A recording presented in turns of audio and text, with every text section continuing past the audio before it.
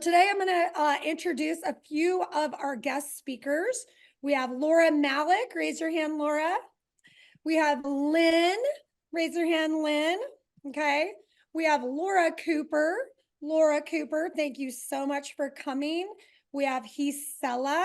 I'm going to have Laura introduce herself first. Laura, tell us what market you're in, how long you've been in the business, and what you're seeing in your market.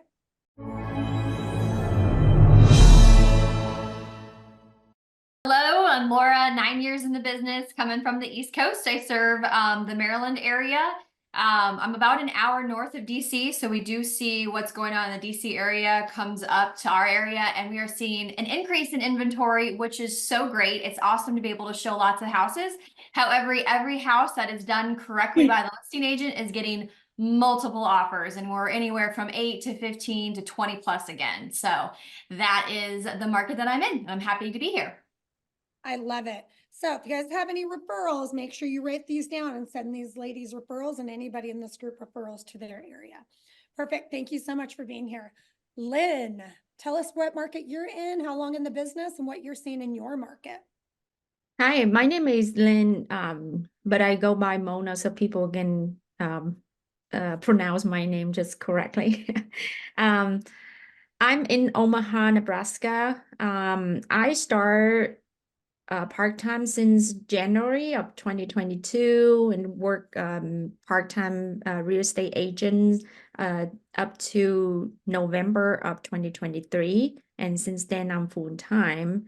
Our markets over here is definitely is have, with different price points, you have seen like the traffic, whether it's busy or not. I would say under 400, especially under 350s, have multiple offers. But above that, some houses like just sits a little bit longer. We have a lot of more new construction home, but I'm having some clients right now still like struggle to find the one that they want. It could be they are a little bit more picky, but it's also there is more inventory, but sometimes the quality is not as match the client's requirement. Love it. Love it. So Asle here, you're a multi-million-dollar producer who's been in the business less than 2 years. You're a social media powerhouse, I hear, with the Vietnamese community. And you just broke some records in Nebraska this year, selling 5 new construction homes.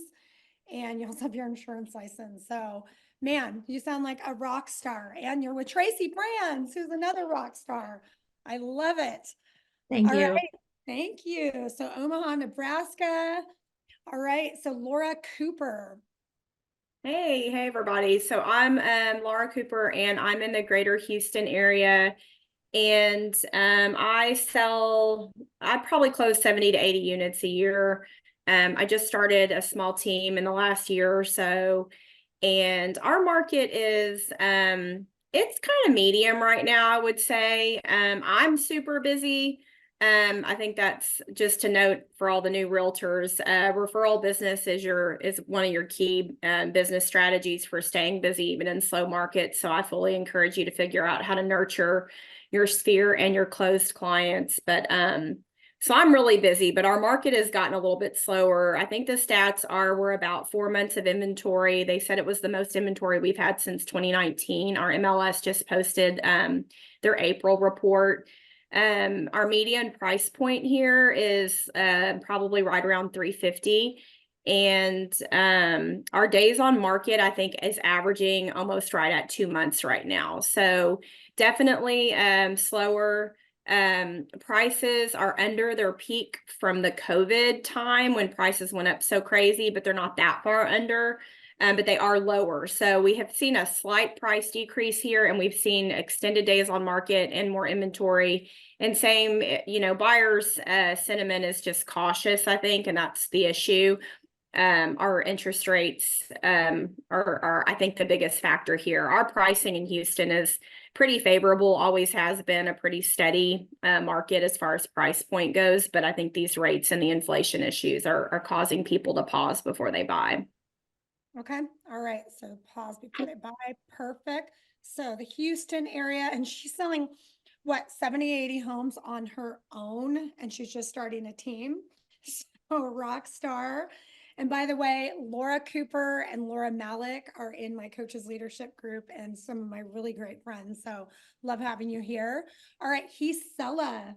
Gisela, tell us market you're in, how long you've been in the business, and what you're seeing in your market. So I am on my 5th year in real estate. I'm in the Colorado Springs market in Colorado. Sometimes I branch out to Pueblo and also to areas of Denver.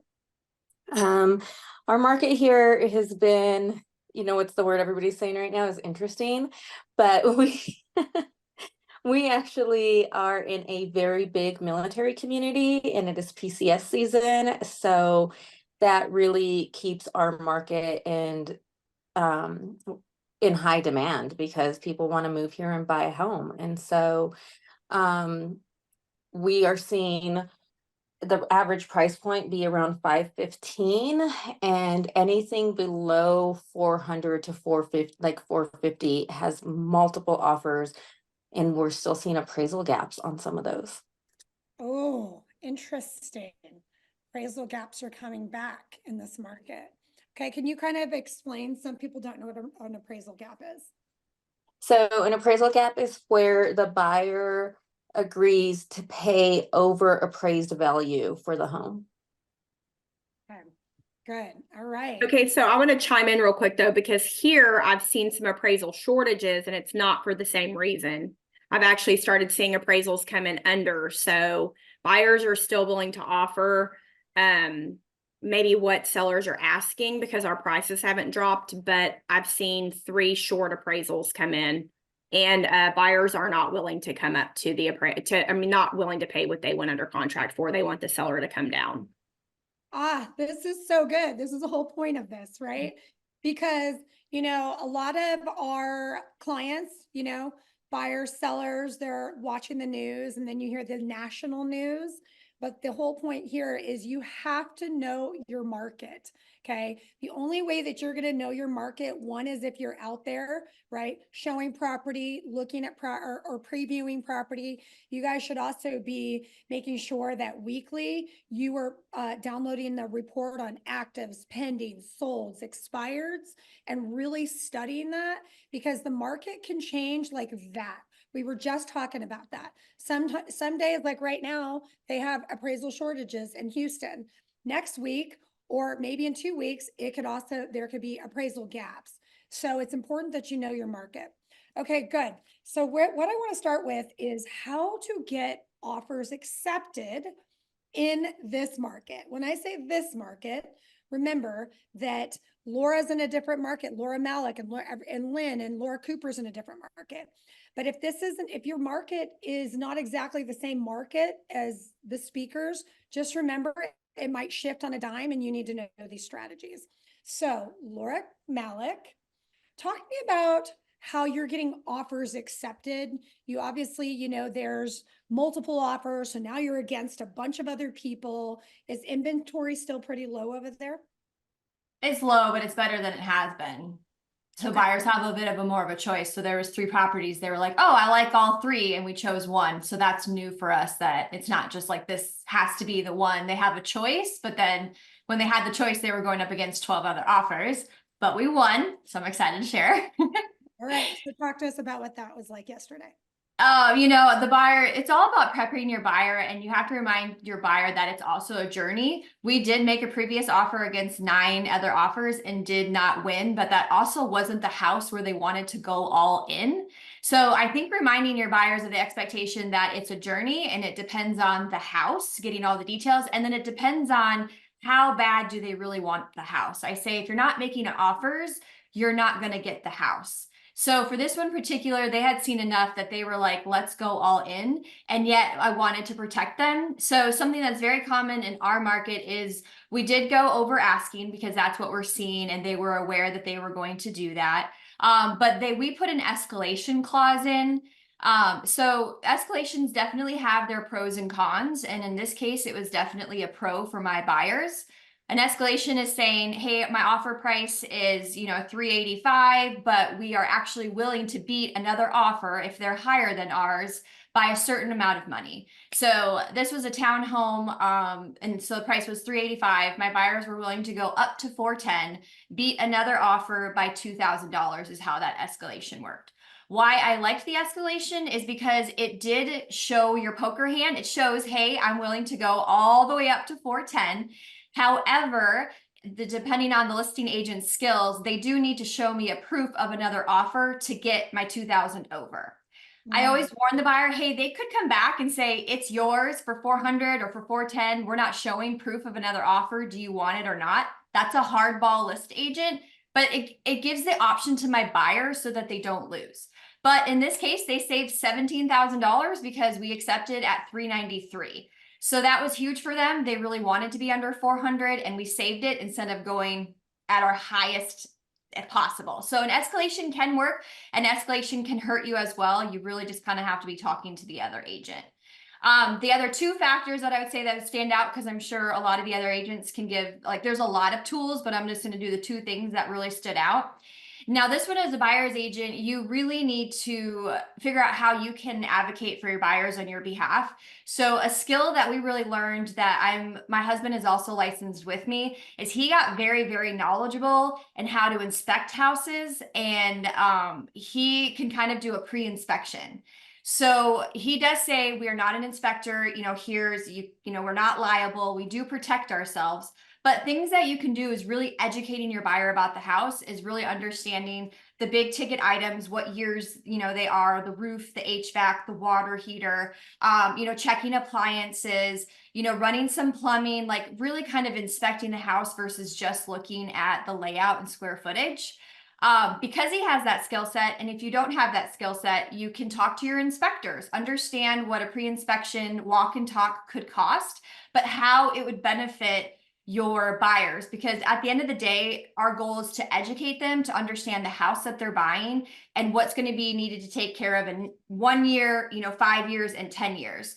So my buyers waived their inspection. However, they didn't waive their education. We just did it before the offer, which worked really, really well. They know that it needs a new roof.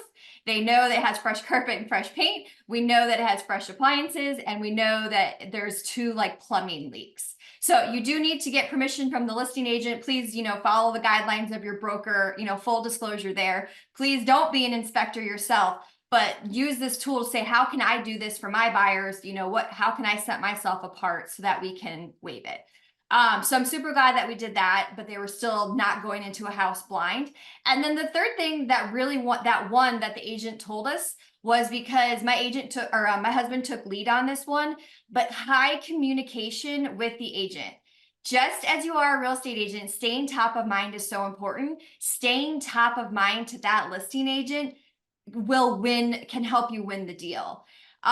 It's hard because some agents will talk a lot and some agents won't. And this one, she was completely ignoring my husband. He was like, I can't even get her, not ignoring. She was busy. We were not a priority. I mean that in a very nice way. But he would still do, hey, this is what we're doing. We're going back. We really want the house. How many offers do you have? When are you presenting? I know you're busy. I'm just checking in. Hey, we're eager. Like, he would do all these touches to not bother the agent, but hi, remember me? And she said that because he was a local agent, which helps. So if you're local in your area, it's very helpful. We did choose to use a local lender. And then she was like, you were one of the top agents that stayed in high communication, even though the listing agent wasn't responding.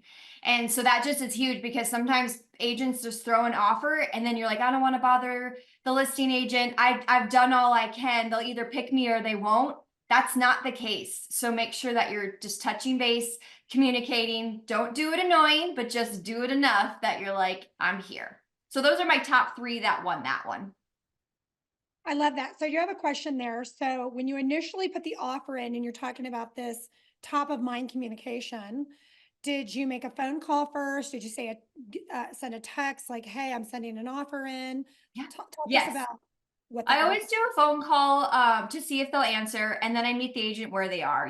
I just want to communicate. So I want to try you on the phone because I'm going to ask questions to see if you'll give me the answers.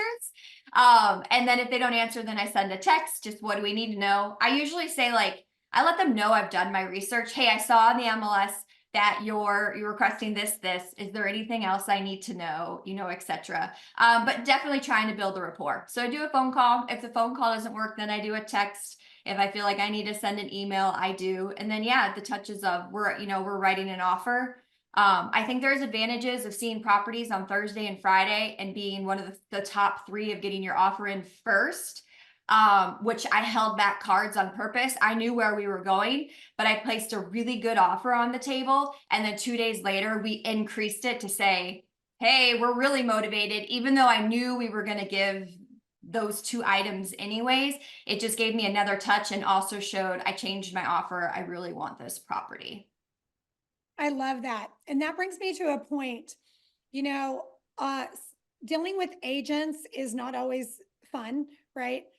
Some real estate agents can be rude, dismissive, egotistical, all those things.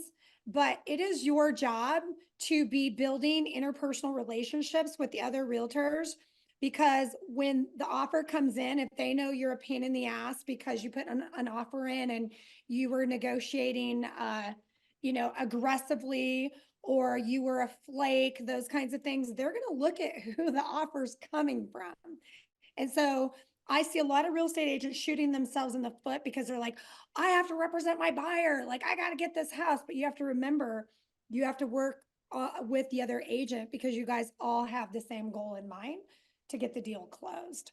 Okay, I love that. Okay, so lots of communication. I love the escalation clause. All right, so we're going to come back to you. So, Lynn, talk to us about how you're getting offers accepted, you know, in a market with low inventory, some of them with multiple offers. What are you doing, and what are some of the unique tactics? So most of my, I'm still like more a buyer agent, which is I'm trying to be in more listing agent. However, what I'm learning from my experience is, yeah, I'm deal with so many like multiple offers. So I'm seeing like really clear, clean and clear offer is very important. I usually call the agents like, what is important for your seller? And then they would tell me like, oh, this person's want to move this day, and or like they just want clean offers, or they want like peaceful, or their kids their kid is like young, they just want it easy and smooth. That is important for them. So then I'll come back and talk to my client, and when we see the house, I would tell them, okay, what on the option that they can do for their home, if anything happen, analyze like whether the heater or AVAX, HVAC, like, you know, have any problem, is it in their ability to fix it on their own. And another one I think is really like working with for me is you put in extra earning deposits, showing that seriously. So there's a situation that my client, they don't have more money anymore. Like that's after accumulate up to 10,000 and they cannot do anymore. I say, well, if you don't have more money, let's showing them that you are very serious. So we put 10,000. So the house is just maybe the earnest deposit usually 1% here, and that one was like only maybe 5,000. We put 10,000. And I also do a offer summary, which is telling the agent exactly what is in there. Yeah. And then also I usually just ask them to write a really short note to the seller, like just showing that we are very sincere. And by communication with the agent, I also want to tell them, hey, I'm a nice agent. You can trust me. You can work with me. So that has been like my strategies that I win in multiple situations. Even sometimes my client don't have so much of money. But you know, it's depend. Sometimes buyer cannot go more, and of course other people will just win the offer. So thank you so much. So basically what you're saying is if the buyer can't increase their price, you're going to increase their earnest money deposit to show the strength of the offer and the motivation. So you said a couple things, clean and clear offers. So there's a lot of agents that will go in, and if you don't know how to write an offer and you guys have not taken a contracts class with your board, I'm going to encourage you to do that immediately. We here at EXP, we have contracts, our local brokers go over the contracts and sections of the contracts, but take it upon yourself to take a contracts class and an advanced contracts class from your board, because then if an agent sees an offer that's really great, but you're missing things, that agent's basically saying, you know what, this person doesn't even know what they're doing. Now you can actually lose the house for your buyer. The other thing that you said was you call them and ask them what's important to their client. I love that. I think that it's important that when you call this is what I would do, is, hi, my name's Tanya, you know, hey, I'm calling on 123 Main Street. Just want to let you know, I'm getting ready to put in an offer. Just want you to look out for it. It's a strong offer. My client is like a 10 motivation. They actually have family that live in the area. They're putting whatever, $20,000 earnest money deposit. Is there anything else that I need to know before completing this offer? Okay. It's kind of like what Lynn's asking is like, what's important to you? There is a book called The 4 Laws of Agreement, and it's never assume. Never assume that the highest price is what they want, right? You have to do exactly what even Laura said. Ask them, if you can get on the phone with them, what's important to them. Is price important to them? Is timing important to them? What's important to them? And is there anything else that I need to add to this offer before I submit it? They're not always going to tell you. But some agents will tell you, they'll say, you know what, we just had an offer that was above asking, but you know, it was this kind of financing. Yet we're looking for this. So develop that relationship and ask questions. So I love that. So, and then the offer summary. Exactly what she's saying is when you send an offer over, a lot of times agents will send pieces. Here's the offer and here's the earnest money deposit, right? And here's the bank statements. Like do it all in one and then do a summary and make it easy for them, because when they're looking at multiple offers, they're going to look at the ones that are going to make their life easier if it makes sense. Okay, so Laura Cooper. So how are you getting offers accepted? And do you have anything to add to what I just said?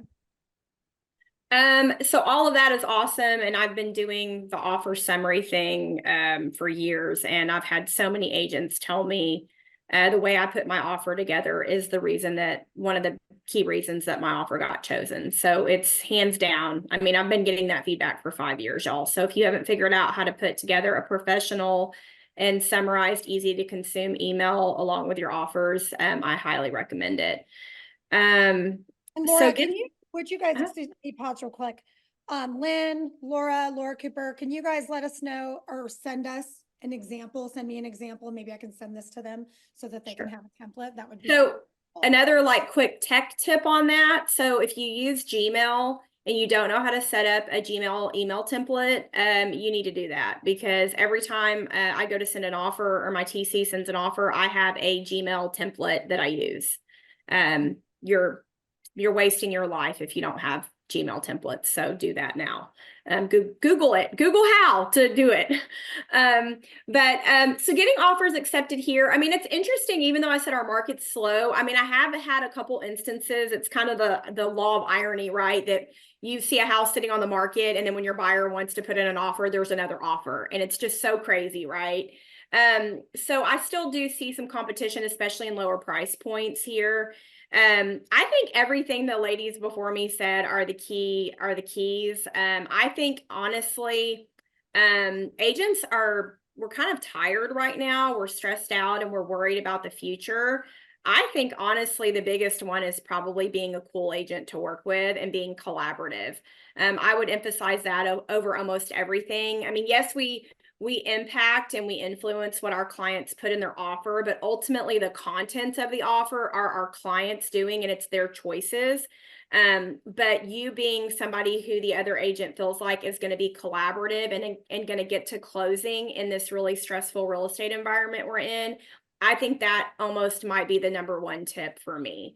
It works more often than not. So be nice. And actually, and conversely, so I had buyers that were inquiring about a listing 2 weeks ago, and they ended up not being interested in the property. I had another buyer come back to that property the other day, and I told the second buyer, we really don't want to work with that agent. She was one of the rudest, most impossible agents to deal with. And I said, so if you love the property, I'm going to power through this, and I'm going to do everything I can to put my smiling face on, and I'll take one for the team, and I'll be nice to her. But if you have any concerns or questions about this property that are making you second guess making an offer, I can tell you that anything we have that's difficult is going to be 10 times more difficult with this agent. So those are the conversations I'm having on the buyer side. So be nice, agents. That's probably my top advice for getting an offer accepted right now. Down here, it's not as competitive. So I think, making a strong offer with standard earnest money and all that stuff is right now we're doing kind of status quo. So it's like all the other things, because you're going to make a pretty normal offer here. So it's the good professional offer and being nice to deal with. Yeah, my experience one time with an agent that it's just beyond my imagination of who is a realtor that not communicate when you call, and when you ask any questions, very like short, just answer you and then done.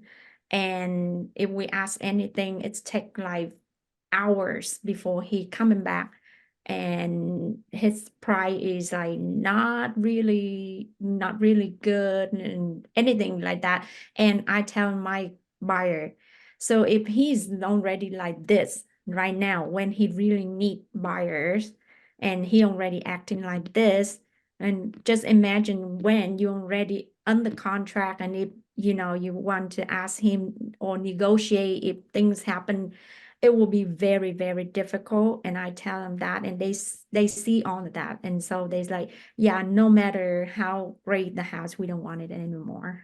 Yes, I love that. And you have to be really discerning with that, with who you're working with. Go ahead. You do. Laura. And can I also say too, from a busy agent standpoint, I like what the other Laura said. I've been on both sides of this industry. I've been slower. I've been a new agent.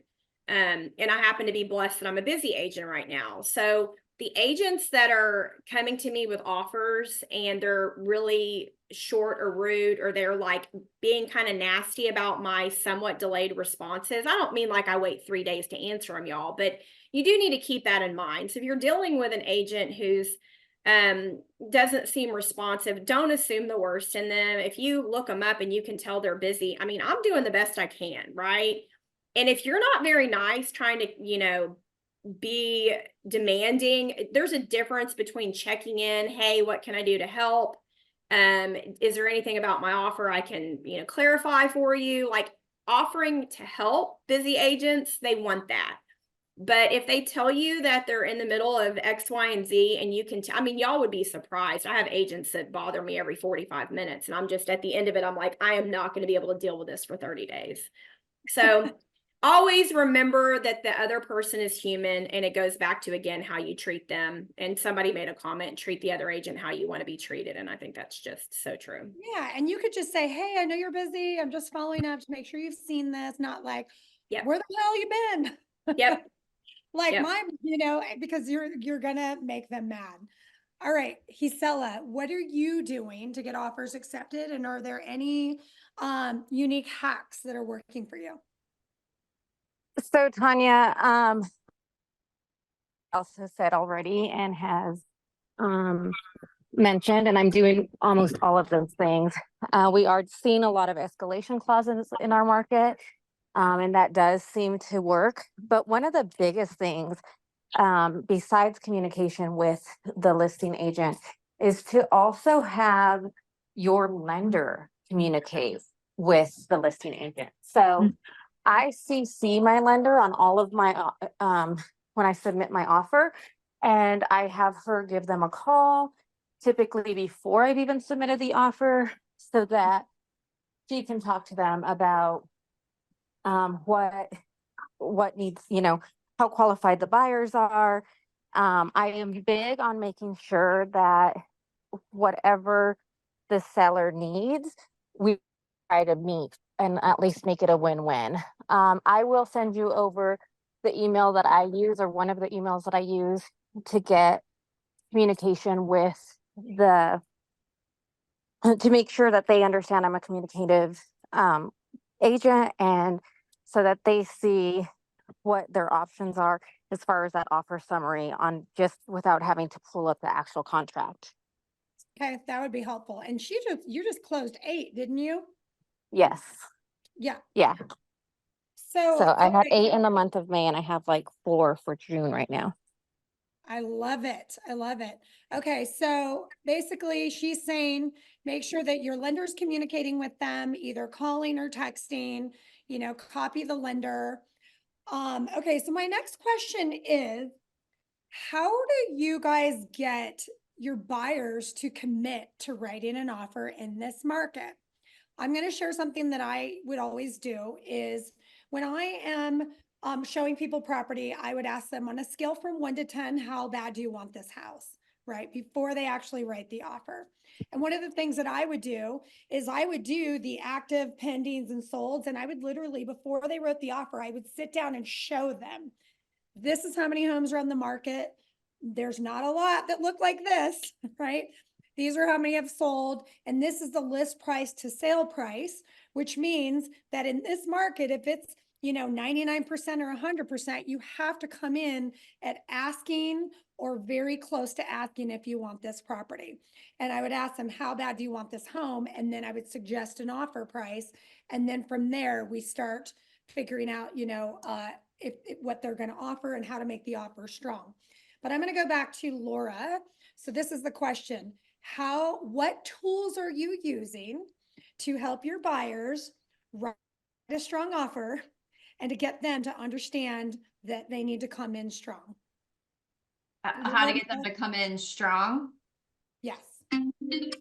I mean, I think that just comes from, you have to go on the buyer journey with them. I think some buyers get it quicker, and I think some buyers it takes a few. But like we see it every day and they don't. So I think when you have a little bit more compassion for your buyer and making sure that they're getting out there and seeing houses, like there's such a thing as like buyer fatigue of seeing too many houses. And it just helps them want to make a decision. So I was like, what day are we going out this week? Let's find houses to look at, because the no's bring you closer to a yes. So even if there were a few houses, like, you have to be careful balancing your time and things like that. But I wanted them to see more houses because it really narrows down the location, the layout, and the lot. So then you're just specifically looking for the right house. So that's what I do first. Let's really start narrowing it down so that then we know exactly what we're looking for. And I think just educating them about the market. So I feel like because of that pre-qual that I have, they understand that it's competitive. They understand, like they tried to wait till Tuesday to see properties and all of them went under contract. We kind of have to let them learn that. Like I'll say things and some will listen right away and some will just need that one lesson. And now they're like, okay, I get it. We're going Thursday or Friday. I understand that if we want a house, we have to get it by Sunday or Monday. So educate and verbalize, but then also show them, maybe if they didn't look at houses, you could still show them the data. It's just really high communication. Hey, all these properties came on, all of them were under contract by, et cetera. I can't, tell you enough. We need to go look at properties on Thursday and Friday. So I think that's the process of getting them there, and then really knowing their motivation. is where you're going to protect your time. These buyers were all in. Like, her worst fear was not finding a house. And that like broke my heart. I was like, I'm determined to find you a house. So I knew they were highly, highly motivated. So if you do have buyers that seem less motivated, my quick hack for that, and then I'll let someone else talk, is I really go into their top 5 things that they're looking for a house. I really want to know those top 5 things that if the house doesn't have it, they don't want to see it. And this helps with motivation, because then I have their price point, and I have their top 5, and then I have their key location. So now when we're looking at houses, if we happen to look at 10 houses and they do not write an offer, I'm coming back to these 3 things to understand their motivation. I'm saying, hey, we found houses that had all 5 of these in your price point and in your location. What's holding us back from making an offer? Or if we haven't found it, there's something that needs to change. They either need to increase their price point because the top 5 things are not being found in that price point, or they have to be okay letting one of those go. And so that helps you to make sure that you're not just dragging buyers around for months, and you're finding the truly motivated is when you use that system and then bring them back to it, because otherwise you are just going to show house and show house and show house unless you have a tough conversation. I love it. Work with the motivated. And I love what you said, show them. I always say show them, not tell them. And if you guys are dealing with buyers and you're not always in front of them, try to get them on a Zoom call so you can show them the data, exactly what she said, or go to coffee with them and say, look, you lost out on this offer, and this is probably why. So the next 5 houses that we see when you write the next offer, this is what we're going to need to do, because you said you wanted to be in that school district by September, right? Right. And if you weren't in that school district, your kids are going to basically stay in this school over here that they don't want to be in, or you might be driving 2 hours across town. You wouldn't want that, would you? No. I'm doing the whole Mike Ferry thing. So, all right, Lynn, real quickly, what are you doing to show them and to kind of get them off the fence as well? For me, even before, like when they come talk to me, and if they don't even have their pre-approval letter, I already tell them, go ahead and look at the house on, Zillow, on anywhere, like, and see in like what kind of house that you like. And,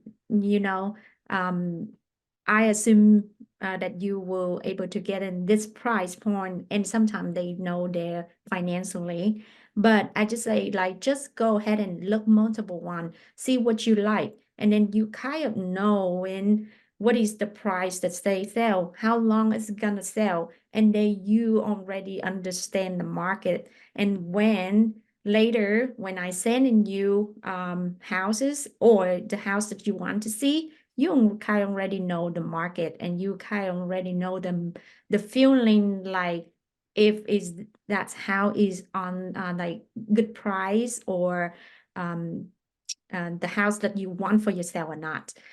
Also, like, yeah, narrow down like location, what is important for them now. So that way they just find in the, like area that they want to live, or the price that they want to have. So, and then after that, I think building the trust with your client, so that way they already see in you as a resource. When you tell them something that they really trust your words, and then they take it seriously. So that is like when I go into the house with them and I say, what do you think about this house? Is it good enough for you to write an offer? And then they will just tell me, we think about it, or we have a mixed feeling, this and this and this, what we don't like. Okay, then we keep, yeah. But yes. So I think what I'm hearing is you're saying, if they're not ready to, if they don't have a pre-approval, you're not showing them property. You're saying, look around, figure out what you need. What do you like? What's the area? What's the price point? And then you're helping them discover what that is. And when they're ready, then you're going to give them your time. Am I right? I want them to understand the market. Yes. So that way they will trust their adjustment, then I'm telling them what to do. So if they already have the experience that how long that house on the market and what is the price itself, then they already know by the time that when they see the house, then they don't already know, okay, this is the one that I gotta get right now. And they got to move fast. Yes. I love that. I love that. All right, let's go to Laura Cooper. What tools are you using to help them, know to get them to write a strong offer and to get them to move? So, getting them to make a decision, kind of like, again, the other Laura said, but I kind of do like a rating as we go from one house to another. How did this house compare to the last? Go to the next house. Okay, how did this house compare to the one you liked before? You're kind of forcing a comparison. I think also doing the upfront research, asking them all the questions before you start showing houses is critical. I send I guess this kind of is not necessarily about making a decision. It's more like lowering my showings. I'm always trying to get to like 5 showings max per client before they pick a house. I kind of just have my own personal internal gauge where I kind of know like this is getting too much or I'm in my zone here. But I do recommend you keep track. I think it's a really fun experience. I did that one time and it sort of opened my eyes early in on my career. And so if you're new and you're showing buyers right now, keep track of how many showings it's taking you before you're having people make a decision, because that can just sort of be a reflection to yourself to give you a metric to kind of gauge yourself against. Because you are a big factor in them making a decision. I think agents are really scared to insert their opinions a lot of times, but people are looking to you for guidance. So be sure of yourself and know that one of the reasons we want to keep getting paid as much as we get paid is because we're a trusted advisor. So like, be an advisor, not a door opener. So doing the upfront research and asking them, sending questionnaires to them to really understand what they're looking for. And that way, if they send you a listing to go look at that doesn't fall in that criteria, you can actually stop them before you go to the house. Like, don't wait till you get there and be like, why are we here right now? This is a 2-story house and you only wanted 1 story. Don't be afraid to ask the question before you schedule the showing. And then the other thing I do is my assistant does it now, but every house that a buyer asks me to see, I download all of the details I can get off of the MLS. And I know everyone's MLS is a little bit different, but I make sure, and we have a flood map that we can download from our MLS, the tax information so they can see what the property taxes are, any disclosures. I send them all of that. And whenever I meet a buyer at the beginning of our relationship, I explain to them that this is part of my process. And one of the things I expect them to do is look through all of this information and rule houses out before we schedule showings. This actually helps lead to getting to offers faster, because then you're not wasting as much time. And again, you're ruling out some of the, I tell them you need to think about your deal breakers, right? So like if prior termites is a deal breaker, we have termites here a lot. Like, let's not even go look at those houses. And I show them where to look on the seller's disclosure report. So they're ruling those houses out before we even get there. And then my biggest tip is just ask for the offer, ask to make the offer. Like, again, I know it seems basic, but look at your client and say, okay, you really like this house. Are you ready for me to work on comps and come to you with pricing advice or offer advice? I can do that tomorrow morning. Do you think you're ready to make an offer on this house? It's kind of like ask for the deal. You just ask for the deal, y'all. Don't be scared. And when you ask for the deal, you're going to need to know how to write the deal up. And that's why you need to know how to write a contract up, because a lot of these are written in your car, on the hood. Like it is, time is of the essence with these properties. So I love what you said is basically you have to be like rating the property. One of the things that we used to do is when you go show properties, I always had them give them a nickname. Every property had a nickname because they all blend together, right? You're like, what house was that? Oh, that was a stinky cat house. Okay, that was the hot pool guy house. Just kidding. That was the beautiful staircase, right? And then asking them, you know, on a scale from 1 to 10, how much did you like this house? That was a 5. Why did you rate it a 5? Or why is it a 9? And then you get to narrow that down. All right, Gisela, what are you doing to help them, you know, get the offers accepted? What kind of tools are you using to show them the data? So I am a big fan of buyer consultations before we go out to see homes. And so I am huge on, we're going to talk about their must-haves and all of the things about what our market is like and how quickly they're going to need to make a decision if they want or are interested in a home. And I also do the thing where we nickname our houses. And so at the end of the day, after we've seen 4 or 5 homes, I have them rate them by the nicknames on the home. And then I always ask, are you ready to submit an offer on number 1? Love it. Are you ready to submit an offer on number 1? I love that. And going back to the buyer consultation, you guys are going to have to get used to this anyways, because July 1st is coming where you're going to have the agreement signed. So the buyer consultation is going to help you ask all the questions and then be an advisor, like Laura Cooper was saying. Okay, if we're going to go show homes, I want to advise you on what's happening with the market. In this market, this is a multiple offer market. We're seeing escalation clauses. Here's the thing. When you are advising your buyers to write offers, if you think they can go $5,000 or $10,000 or $15,000 over asking, right? That's where you need to know what their motivation is. And if you say, you know, if you're going to write it at this price, if you're going $10,000 under, I just want to let you know that another offer can come in, and that's going back with counter offers, if we even get a counter, could result in you losing this house. How would you feel if you lost this house? Right? How would you feel? I would be devastated. Okay, if you lost this house, then we need to come in strong. We need to write the offer based on you actually wanting the house. Okay, so let's go back to, I want to use this next 10 minutes for the listing agent.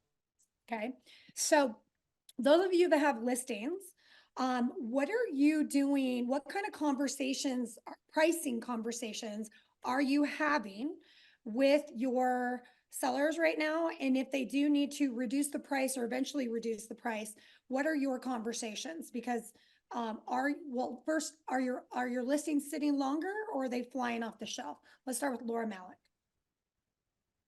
Our listings, when done correctly, are going very quickly. And how to get the seller to go very quickly is just, you know, showing the stats, the comps, and the numbers. And then I always say that it's a pricing strategy, because they're usually focused on, like, you know, that price point. Will I get more? Will I not? So I say it's a pricing strategy. I feel like they really like that verbiage. And then I use this is to say to get max exposure, because in reality, you want the most eyes on the property, even if like the person that's, you know, $50,000 less than that house, like they help drive up motivation. They help bring the low offers to help escalate the high offers. So when I say that, like, this is the price that's going to get us the most exposure. I find when you just like, it's people grow into the conversations you have around them. So really practice your comps and the way that you're speaking, and they'll understand you and they'll trust you, that they understand why I price it there, or why we together we decide that we would price it there.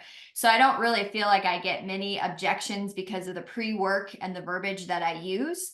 But I will say, if they want to, then I say, well, here's my concern if we price it at that point, you know, XYZ. And if for some reason it was, you know, higher than what I would want to do, or I do feel like it's escalated, don't forget, it's still a choice whether you want to take that listing or not. But that's when I talk about the price reductions ahead of time.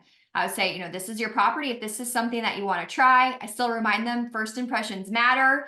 However, you know, your second chance is going to look at making a drastic price drop. So that's going to look at, you know, 5 or 10,000. Are you willing to do that after 7 days, 10 days, or 2 weeks on the market? I usually like to use that old NAR thing of 10 showings, or 2 weeks on the market. You need to make a price adjustment, and you can go as far as to have that addendum signed before you even list with them, just to make sure that they're not going to sit, you know, and not do a price drop. So I feel like it's your verbiage and your conversation and also listening to what they have to say. And then I think my lesson I learned years ago, that if you haven't learned this lesson, was really understanding the market and the data. I like to ask, what do you think your house would sell for? You know, like I kind of ask, like, hey, are you keeping on top of the market? Like, what do you think your house is worth? Just curious. And sometimes agents would be like, well, aren't you the expert? And I'm like, yes, but just ask. You want to know what their opinion is. So I asked. I did not ask on this listing appointment. So when I came and brought the data that was probably just okay, I was still in my fewer years, I'm showing them properties that were worth 400 and they thought their house was worth 475, closer to 500. We were way off.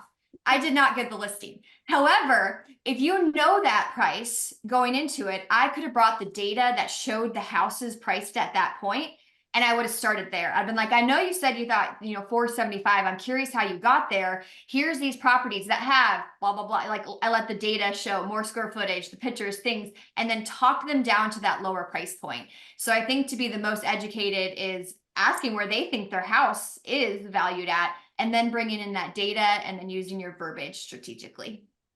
I love it. And that's the prequel, right? With the listing. Yes. Where would you like to list your house? Do you have an idea of the price that you want to list your house at? And then I'll never not ask that now. I can see being in that position. That probably was awkward. I love it. All right, Laura Cooper. So I do a lot of the same, but I also, whenever I initially go to send them comps, I do not recommend a price with those comps. So I use Cloud CMA, which I think a lot of people probably have that tool through their MLS. And I send them the listings. It's a really nice user interface too, and they can click through all the pictures of the sold listings. Really, it's just nice and easy, and it compares the properties vertically side by side. And they'll inevitably say, well, I don't see your recommended list price. And I'm like, well, no, I want you to look through these listings, and I want you to think as you look through each one, how does my house compare? And I get them to start thinking about the listings comparatively speaking for themselves. So it's the same thing as Laura said, like they end up answering the question themselves. Because most sellers are pretty reasonable about that concept.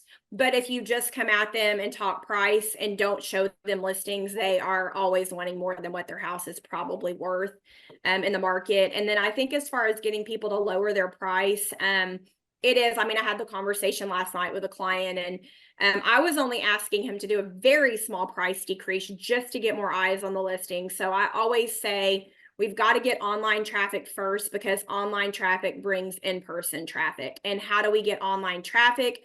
We have excellent pictures, and accurate and complete listing, but price is the number one factor. And I always turn it back on them.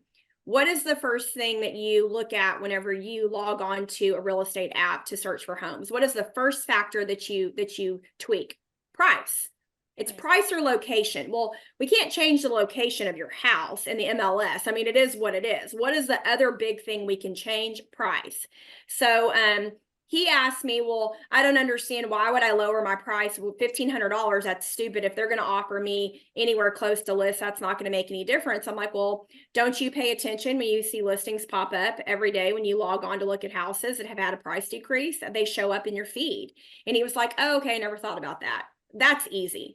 But mostly preparation is key. So if you know in your market you're slowing down, you need to start setting the expectation now with days on market. I tell everyone it is going to take us at least 2 months to get an offer right now. If we get one before that, you're beating the market. And I do kind of pose it that way, because then they feel a little bit competitive. Like, we need to do better than this slow market, because then that gets them wanting to beat something, and people are naturally competitive, and just say, okay, then you need to be prepared to do price decreases if we don't see the traffic. And so I think always with sellers, it's expectation setting up front.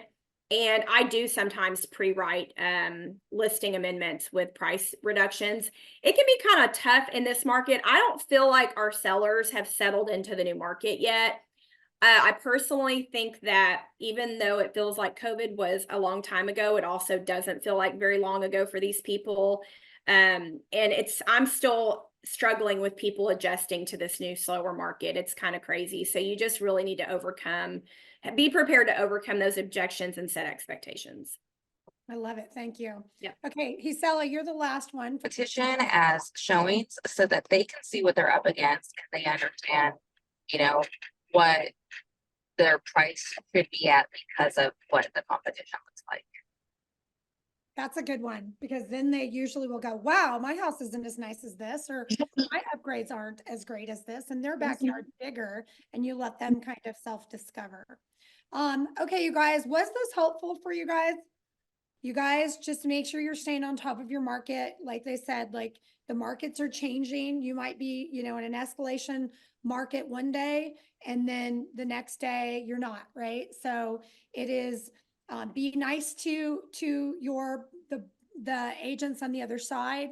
Make sure you have really good communication. Show, not tell. Be the advisor, be the consultant, be in control, and make sure that you're only showing to people that are pre-approved and motivated. So thank you guys so much. I appreciate it.